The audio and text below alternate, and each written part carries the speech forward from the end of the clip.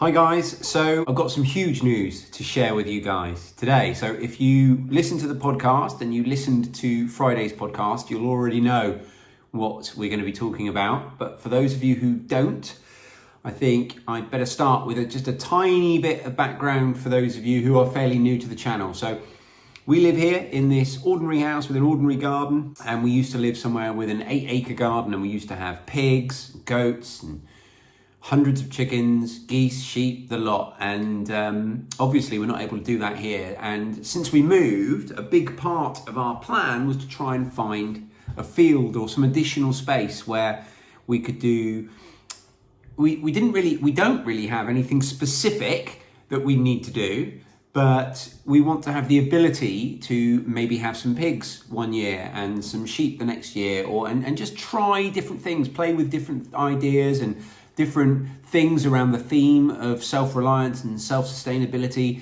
that we couldn't do here on this space. Because while we can do almost everything here, and hopefully we've shown that over the last few months, and I don't want that to change, there are some things that we just can't do here. For instance, we can't start our own coppice, our own woodland, and use it to harvest our own firewood.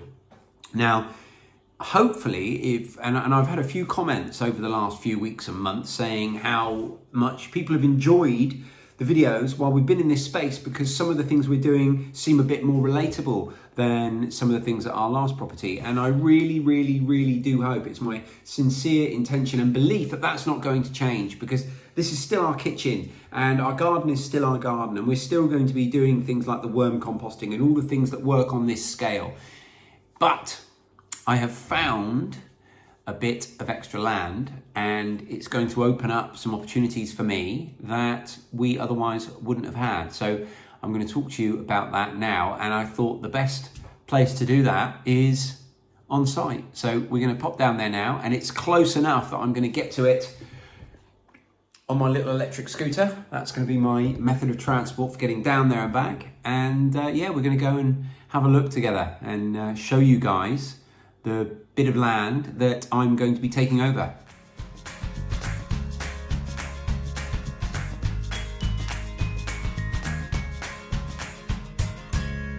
So I actually spoke to the people who own this farm. There's 130 acres here, and I spoke to the people who own this farm just before we moved house, and I said what we were looking for, etc., etc.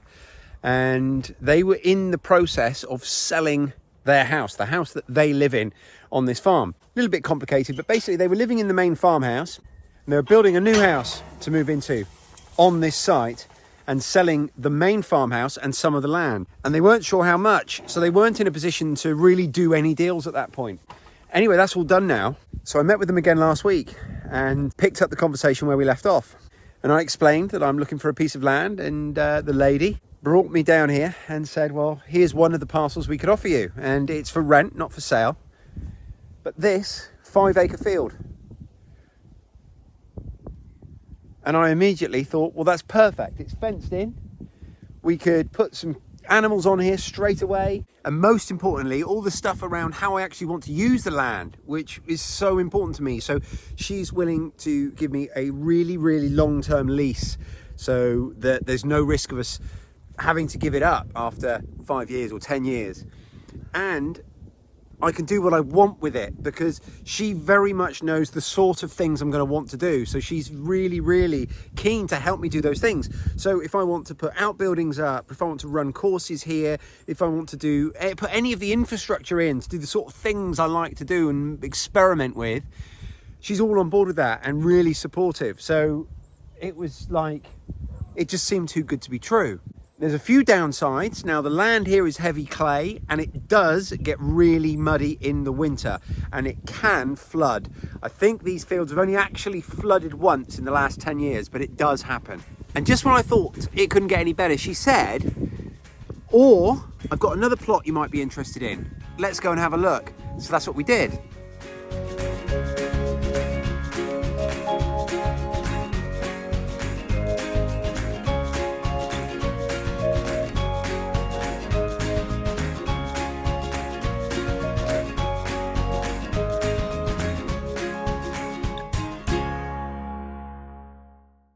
So while we were having this conversation, the lady that I was talking to was called Sally.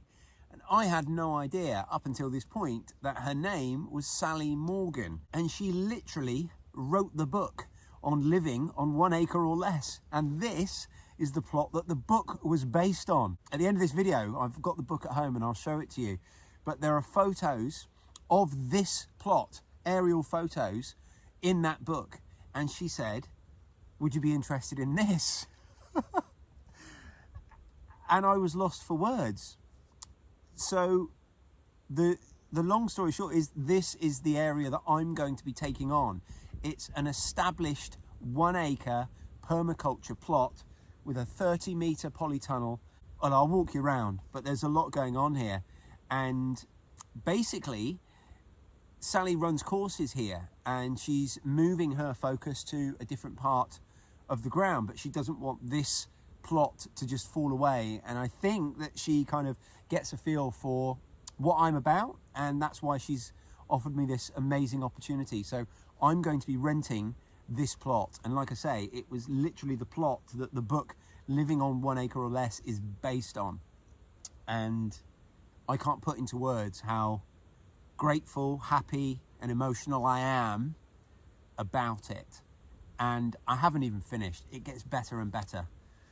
Now, I'm not going to be inheriting all the crops. All of the annuals and what have you, they will be harvested at the end of the season. And that really is when I'm going to take over in full force. But I've got access to the site as of right now, and I can start bringing in my own things and nudging things and making a few changes, which I will be doing, but in good time. One of the things that I am getting alongside everything else is I'm actually going to get some of Sally's tutorship and help learning what's here, because there are a lot of things here I don't know. But pretty much everything you see here is an edible perennial or some kind of companion plant to go with them. And I'm absolutely blown away. We've got hundreds of meters of established beds. There's some overgrown spaces and a lot that we'll be able to get back in a season or two, but there's also a lot going on that is just perennial crops that we're going to be able to take over the management of, which is just amazing to me. So this is like the main growing space, or a lot of it. We've obviously got that huge polytunnel there, and like I say, a lot of these beds will need to be re-established, which is fine by me. You know, very happy to do that. And we've got 2 hugelkultur beds here, which again need to be re-established. Fine by me. And we've got, look at these. So these are massive cardoon plants, which have been on my sort of list of things that I want to have a look at really soon, because you can actually make a type of vegetable rennet from the thistles on these. So that's something I want to have a play around with. We've got a small orchard just here.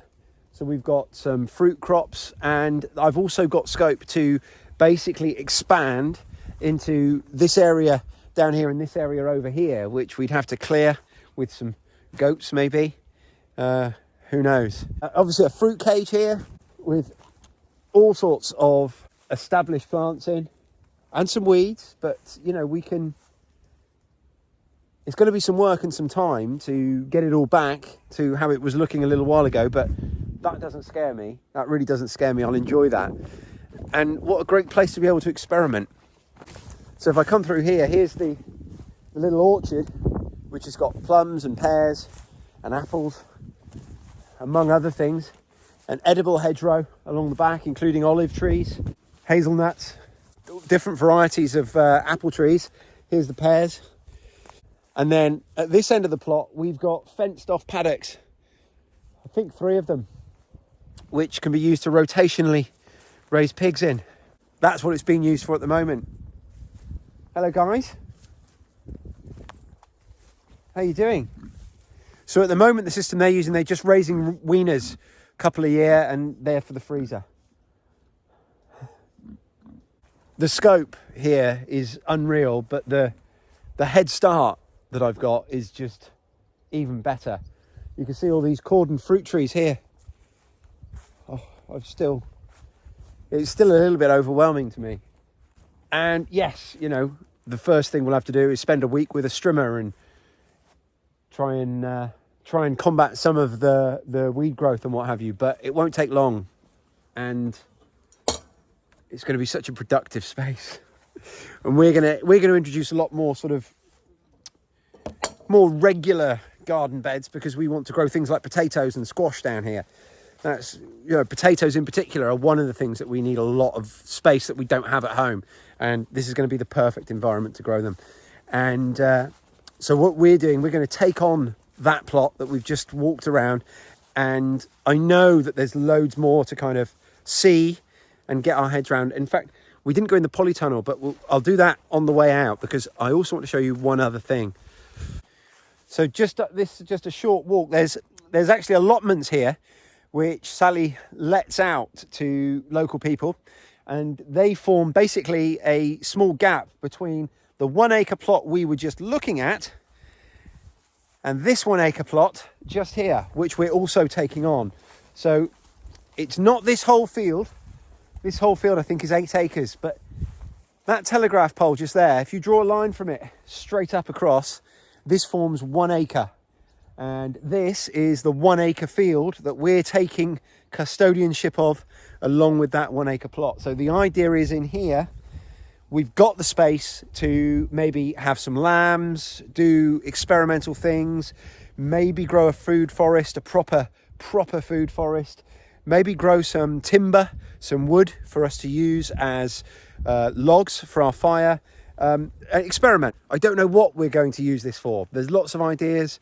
We'll spend some time. We're not going to rush. We're going to really think about it, and I'm open to ideas as well. So let me know if you've got some ideas you've never heard me mention about what I could do with some of this space.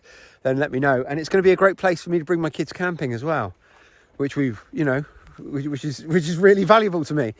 So that's where we are now. As if that isn't good enough, I'm just so grateful to have made this connection here, because there's so many more things that have opened up on the back of it, and Sally is really connected into this world that I'm just starting to penetrate now. And I'm sure that she's going to be able to put me in touch with lots of people that are going to help with all sorts of the things that I'm interested in learning a lot more about. But also, in addition, she's really keen that this 130 acres that she owns is used. And so I'm going to be able, she's going to put me in touch with the chap who comes here and shoots, and I'm going to have permission and access to shoot squirrels, rabbits, to fish a lake that's here. Again, all for the purposes of food production, and trap and all of those things, pigeons. They're all things that I can access on this site now, because that's another thing that I've had in my list of things that I wanted to get sorted, is, a location that I could hunt and trap. So just gets better and better, doesn't it? Now, of course, I'm paying for this. I'm renting this space, but it's not unaffordable. What I will do at some point is I'll bring a shipping container here, because at the moment, as you know, I rent one, and the cost of a secure shipping container rental is about the same as I'm going to pay to rent this space. So once I've bought a shipping container, which isn't cheap, it's probably going to be about £2,000, maybe £3,000 by the time I've actually got it delivered here. But apart from that cost, it's going to cost me about the same to rent this space as it does to rent a secure container lockup, which I need to do anyway for my work. So it's going to pay for itself. It's incredible. We haven't really looked at the polytunnel, so let's do that. So here we are in the polytunnel, and it's 30 meters long by, I think, 9 meters wide. It's a big one. Sally, just like me, loves to experiment. Now, she's experimented with lots of different types of tomatoes this year. And so again, most things in here are annual crops. So they'll be harvested by Sally, and that's when I will then come in and start to take over this space. But there are a few perennials in here as well. For instance, there's tree spinach down here, some purslane, and over here, this is a perennial kale.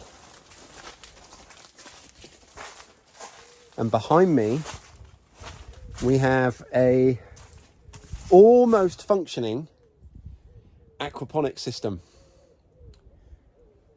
which I can't wait to start playing around with. I'm not going to pretend that I know enough to start talking you through what's here. because I don't, but I do know this system is in the book that I've read, and I'm very excited to start playing with it. Although that will probably be maybe the winter will be a good time to start looking at that when everything else settles down for a little bit. We'll see. But as you can see, there's going to be loads and loads and loads for me to share with you guys over the next few years as we start redoing all the things we were doing before, but also experimenting with new things. I mean, this space, I would never have dreamed that I would have ended up with the use of a polytunnel like this within the next couple of years. I couldn't even have dreamed of it.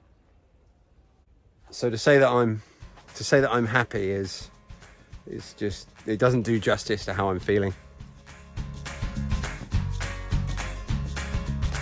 So that's the new plot that we're going to be taking on. But before you go, hang around, because there's one last thing I want to quickly show you once I get back to the house.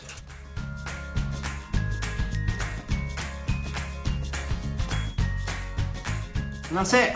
I'm back at the house. And I said there was one last thing I wanted to show you. And this is it. This is the book by Sally Morgan. And it's a great book. And it covers everything that you think it's going to cover with a title like that. But what I wanted to show you, that there is an illustration of the plot that we walked around. And that is a photograph of it. You know, this is the plot that this book was based on.